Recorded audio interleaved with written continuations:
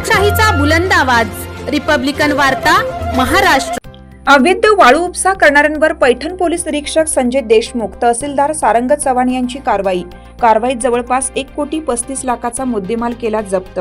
छत्रपती संभाजीनगरच्या पैठण तालुक्यातील वडवाडी शिवारातील गोदावरी नदीपात्रात अवैध वाळू उपसा व वाळू चोरी करणाऱ्यांच्या विरोधात महसूल व पोलीस प्रशासनाने संयुक्त कार्यवाही करत जवळपास 1,35,00,000चा मुद्देमाल जप्त केला आहे। या कार्यवाहीत 6 जणांच्या विरोधात पैठण पोलीस ठाण्यात गुन्हा दाखल करण्यात आला आहे।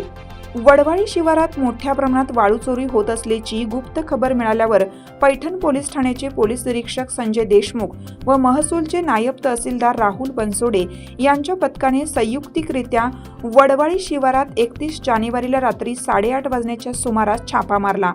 यावेळी पोलीस व महसूल पथकाने या ठिकाणी वाळू चोरी करीत असलेला एक जेसीपी, एक हायवा, एक पांढऱ्या रंगाची बॉडी, निळ्या रंगाची ट्रॉली, 1-2 ब्रासचे वाहन, विटकरी रंगाची बॉडी, फिकट पिवळसर रंगाची ट्रॉली असलेले विना क्रमांकाचे वाहन असे एकूण अंदाजित 1,35,00,000चा मुद्देमाल जप्त केला।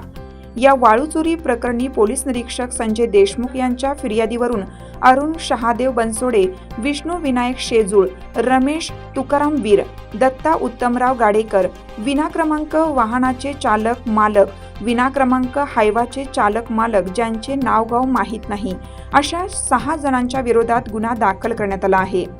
या कारवाईत पोलीस उपनिरीक्षक बुरकुल, नागरगोजे, सुधीर ओहळ, आटोळे, अंधारे, आव्हाड, दिलवाले, तांबे तथा नायब तहसीलदार राहुल बनसोडे, तलाठी निकम आदींनी सहभाग घेतला। रिपब्लिकन वार्ता महाराष्ट्र न्यूज पैठण छत्रपती संभाजीनगर प्रतिनिधी सुनील अडसूळ।